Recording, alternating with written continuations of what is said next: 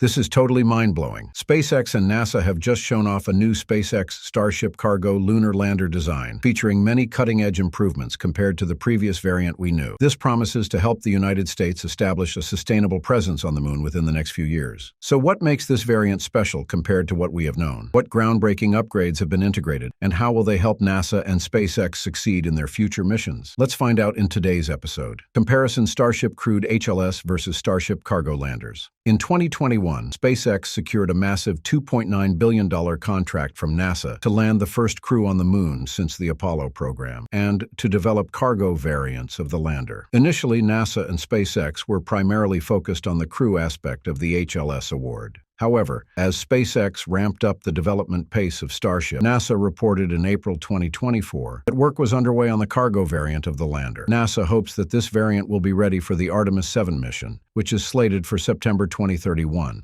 Actually, before the fourth test flight of the Starship rocket, SpaceX had already begun work on developing this variant. However, information about the Starship variants serving the Artemis missions is pretty scarce. Until recently, NASA unveiled graphical images of the Starship cargo landers, giving us a glimpse into the future of lunar exploration. This cargo variant of the Starship lander is a modified version of the human landing system, currently being developed for Artemis III. It mirrors the Starship HLS in many ways. The shape of the cargo landers remains conical and tall, embodying the cutting-edge design that SpaceX is well known for. Moreover, the cargo landers are painted white, just like the Starship HLS. White paint reflects sunlight far more effectively than darker colors, helping to keep the surface temperature of the spacecraft lower when it's exposed to intense solar radiation. This reflective quality is essential in space, where there's almost no atmosphere to provide protection against the relentless bombardment of solar radiation and cosmic rays. By reflecting sunlight, the white paint plays a crucial role in maintaining a stable internal temperature. This, in turn, minimizes the negative impact on the spacecraft's sensitive onboard electronics and systems, ensuring they operate efficiently and reliably. One notable aspect of this variant is that it lacks a heat shield, since it is designed for a one-way trip and will not be reused. The spacecraft will not return to Earth, but will remain on the moon indefinitely. Because it doesn't need to re-enter the atmosphere, it also lacks flight control surfaces, which will reduce its mass and the number of Starship refueling launches needed. Specifically, this variant does not feature the flaps found on standard versions. Both versions are equipped with 6 Raptor engines, including 3 Raptor vacuum engines and 3 sea-level engines, used during launch, flight, and most of the landing process. The gravity on the moon is only about 1/6 of that on Earth, making it problematic to use powerful engines like the Raptor for landing. Even at its lowest power setting, the Raptor can generate too much thrust, potentially pushing the lander back up instead of allowing for a safe descent. Additionally, the lunar surface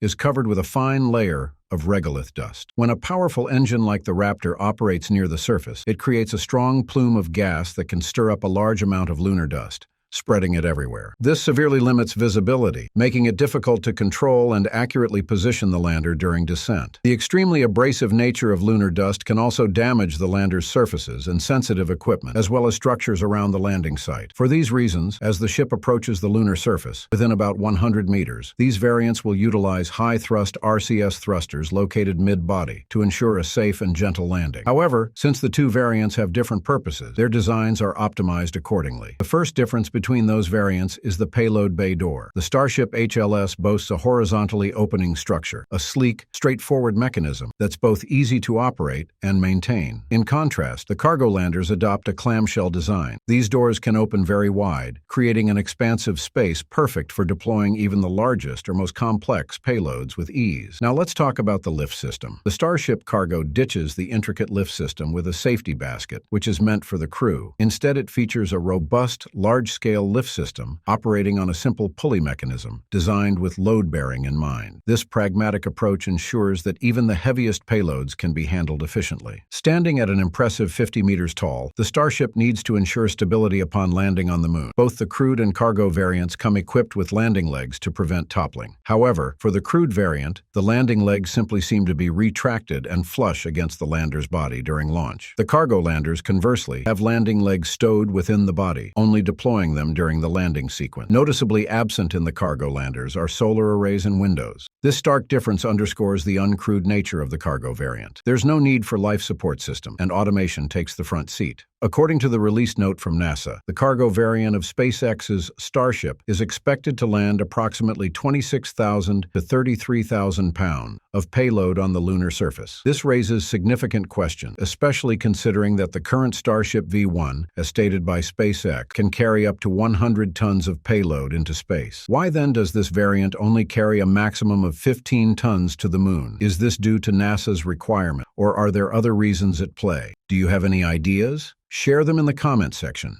Well, while SpaceX has not publicly discussed the specifics of their work on the cargo versions of their HLS landers, Elon Musk did highlight the capability of the Starship vehicle to land large payloads on the moon in a presentation posted by SpaceX on January 12th. "We want to far exceed what NASA's asked us to do," he said. "We want to go far beyond the NASA requirements and actually be able to put enough payload on the moon with enough frequency that you could actually have a permanently occupied moon base. Therefore, it is plausible that the 12 to 15-ton payload capacity is merely the minimum requirement set by NASA for the cargo variant of the lander." Renderings from SpaceX show that the Starship will carry 3 rovers to the moon. These are pressurized rovers designed by the Japan Aerospace Exploration Agency, JAXA. They support a crew of 2 for up to a month and operate for an impressive decade. Their capabilities extend beyond just carrying astronauts. They can be remotely controlled from Earth, performing crucial autonomous tasks between missions, making them an invaluable asset for lunar exploration. This represents a significant international collaboration in space exploration. In early April of this year, NASA and JAXA signed an agreement that NASA would use either the Starship or Blue Origin's cargo lander to deliver the vehicles to the moon. Although Starship cargo landers boast excellent capabilities and can meet all of NASA's demanding requirements, it's clear that relying on a single solution is not viable, which is why we also have Blue Origin's cargo lander. When comparing Starship landers to Blue Moon, we see that Starship landers are significantly larger. Blue Moon appears to be capable of carrying only 1 rover with a relatively traditional elevator system. This preliminary design suggests that its payload capacity is somewhat limited, perhaps only 1/3 of the capacity of the Starship variant. Given the growing interest in lunar exploration, it would be advantageous for Blue Origin to develop a larger cargo lunar lander. In the past, Blue Origin has shown remarkable tenacity, tirelessly challenging NASA's decision to award the $2.9 billion Starship HLS contract to SpaceX. It wasn't merely about pouring in a lot of money. Jeff Bezos and his team staked their credibility in these legal battles. Although the U.S. Government Accountability Office rejected the protests and found that NASA did not violate procurement law in awarding the contract to SpaceX, who bid a much lower cost and more capable human and cargo lunar landing capability for NASA Artemis. Ultimately, their persistence paid off in May 2023 when they secured an astonishing $3.4 billion